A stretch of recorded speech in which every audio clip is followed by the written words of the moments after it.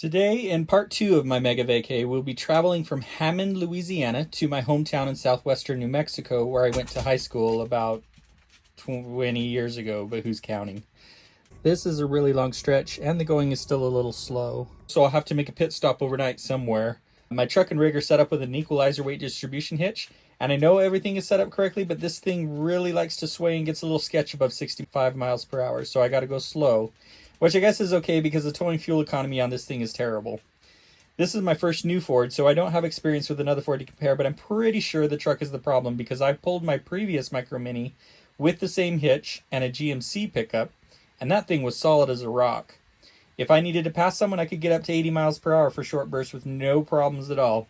And this truck starts to sway even without a trailer around 70 miles per hour.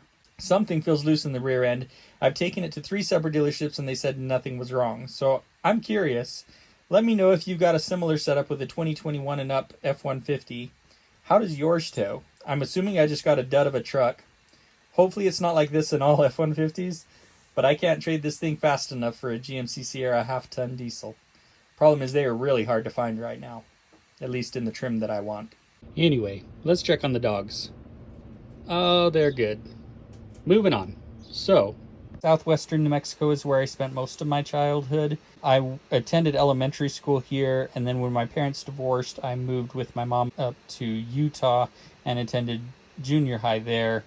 Then transferred back down here to New Mexico to attend mid-high school and eventually graduated from high school down here. In Utah, I played the drums in band, and I remember when I moved down here, the school guidance counselor, or whatever they're called, strongly discouraged me against joining the band because she said that the band there in New Mexico was really good and I would be behind. So I didn't join. No offense, but the band in New Mexico was nowhere near as good as the band was in Utah. So I would have been just fine. So parents, counselors, don't discourage your kids from doing something just because it might be a little tough. I always wonder how my life might have been a little bit different if I had gone and done those things. I did pick up later the guitar, so I guess it all worked out. Well, I've made it to my overnight stop in Fort Stockton, Texas. I need to do a little bit of work tonight, and then we can make the rest of the trek in the morning. All right, we are back on the road. I'm going to make a quick drive-by of New Mexico State University, where I attended 2 semesters of college. At the time I was doing construction and was attending college at the same time to avoid debt, but that meant transferring from college to college to be close to the various job sites, and some of the credits weren't transferable, so I had to retake classes a few times. I started in Montana while we were working there, then transferred here when we completed that project and moved on to a couple jobs around Albuquerque. University of New Mexico was closer, but we had family down here, and I was also managing the construction of a couple new homes for my dad. Anyways, moving on. Now we are pulling into my hometown in southwestern New Mexico, about 30 miles from the Mexican border. We are going to make a quick pit stop to get a bolt to repair my flip jack that was damaged while in for service. It looks like they somehow dropped the trailer on the tongue. No big deal. A couple dollars for a bolt and a nut and we are good to go. The town looks more or less the same as it did back when I lived here, but they did get a new Walmart and a Walgreens and a couple of other places, so they are moving on up. We grew up on a ranch about 15 miles from town in the middle of nowhere, which is where we are headed now to visit family. I lived with my grandparents and my aunt and uncle here for a few years, and my farm responsibilities included feeding cows, horses, sheep, goats, chickens, and moving and repairing sprinkler lines, baling and bucking hay, etc. We grew mostly alfalfa and sugarcane, but we also did chili, pumpkins, watermelons, honeydews. That's probably about it. On about 160 acres here. My uncle also had a little pecan farm a little further down the road. Nowadays it doesn't look like much because the farm isn't being used anymore. We sold the water rights to the electric company a long time ago, so now there's nothing but weeds and equipment. Alright, next I'm going to do a quick drive-by of one of the subdivisions my grandpa developed, which I worked on every day after school. Between the farm and working there, I didn't have much time for extracurricular activities, so here, at what has been dubbed Little Palomas, Palomas is a small town in Mexico just across the border, and some other places around town, I drilled water wells and installed pumps, installed septic tanks, poured concrete pads, and remodeled trailer homes. I also repaired these roads, which were gravel roads at the time. I ran this gravel pit to sort gravel and sand for our construction projects in the area and operated 2 dump trucks, a big loader, and a small road grader to build up and periodically repair these roads. We also used the sand and gravel for mixing with Portland cement to pour concrete. We did it the old-fashioned way. And we used the large rocks for installing septic leach lines. It looks like our plant has been dismantled and the pit closed off, though. Now we'll head a little bit closer to town to our yard, the home base for the equipment and supplies while I lived here. It looks like some things have changed, but most of it's still the same. This big red shop is new. I'm just coming to say goodbye to my grandparents before I get back on the road, but it looks like I've come in the wrong gate. Before I hit the road, I'm dying for some real authentic Mexican food. There is definitely no shortage of that here. But the last time I was here, I found a new place called Alma's, a little bit out in the sticks, as you can see, but very worth the drive. I highly recommend it if you're in the area. So, I realized I forgot to take pictures of the food, sorry. But I did take some cinnamon rolls for the road, which are some of the best cinnamon rolls I've ever had. I don't know what they put in them, but they've got some cream cheese frosting and some caramel and some pecans. I don't know what else, but they're delicious. This is what they look like after sitting in my freezer bouncing down the road for a few hundred miles.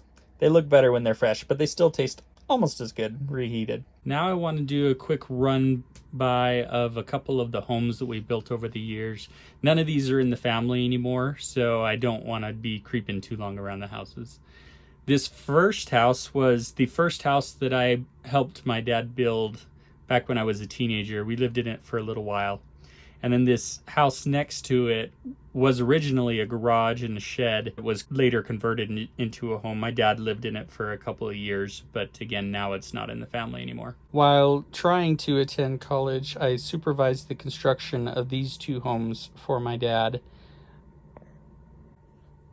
They turned out to be gorgeous.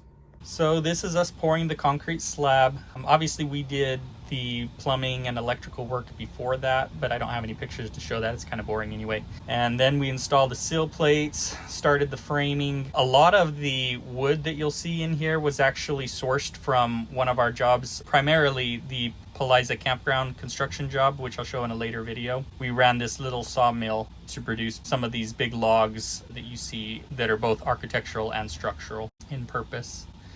And they ended up looking really cool. This is the back patio, getting ready for stucco, pouring the concrete patio. We ended up having to re-stucco the house because it got unexpectedly cold overnight. I know, rookie mistake. The stucco started spalling, so we had to replace it. This front gate was custom made by my uncle. It ended up really cool, and it's heavy. Solid wood. I don't recall what type of wood it was, but I'm pretty sure it came from our cleanup project over in Mandeville, Louisiana. Inside, this is the master bathroom, complete with the jacuzzi. We had a couple of tile mosaics on the floor. And then the transition strips between rooms. And this is the living room off of the kitchen. And then this is the kids' Jack and Jill bathroom. They even got a jacuzzi. Going back outside, you can start to see the final coat of stucco, the colored coat going on. And here's a view from the side. This little building out front is the well house. Out in the sticks, you don't run off of city water. You've got a well and septic tanks. This is the front porch. You can see it's mostly open. And then we even installed a little bell. I don't know why, but seemed like a good idea at the time. Back inside, the custom cabinetry is going in. The doors and trim were all left natural color without any stain, but we did seal them with linseed oil. This was a little design feature that I wasn't crazy about, but my dad sure loved it. This is going into the master bathroom from the master bedroom. Not a lot of privacy, but I guess his point was you don't need it for a master bedroom. It kind of is reminiscent of a saloon. This is the second house right next to it. It had a couple of unique features, one of them being the covered front patio that you see here. We also installed a fireplace, and the second house also had an enclosed back patio.